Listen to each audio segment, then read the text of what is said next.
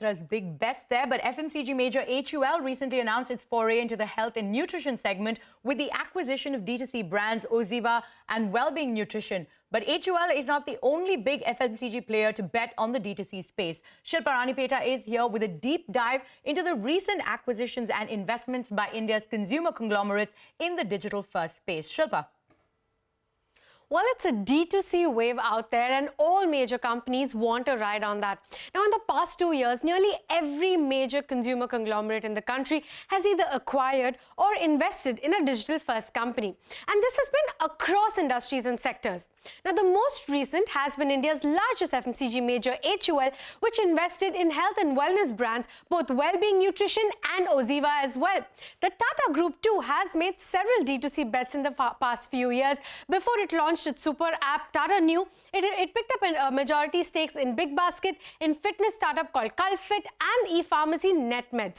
The group's FMCG arm also has bet on NourishCo in 2020 to expand its beverage presence. It forayed into healthy foods with Soulful in 2021, and it also brought its 8 o'clock coffee brand to India as a D2C brand last year.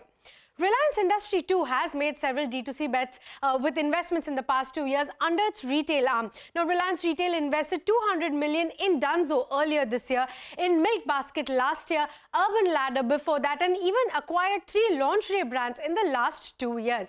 Imami too has invested in a nutrition brand, True Native, in a pet care brand called Furball Story, and it also holds a majority stake in a men's grooming D2C brand called The Man Company.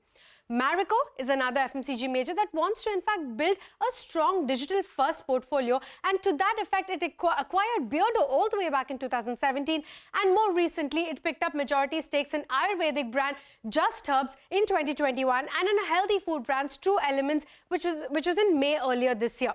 Then there's ITC also, which has picked up smaller stakes in 2 D2C brands, Ayurvedic brand Mother Sparsh and Mother Care brand Milo as well. Now, most of these companies, including the likes of Dabur and Nestle, are also building their own D2C platforms as well. Well, they have realized that reaching consumers directly not only gives them better control over customer experience, but potentially allows them to innovate and scale more efficiently. Well, Shilpa, many thanks for those details. Indian FMCG companies are surely riding the D2C wave. With that, it's a wrap on this edition of Startup Street. More news and updates coming up on the other side. Stay tuned.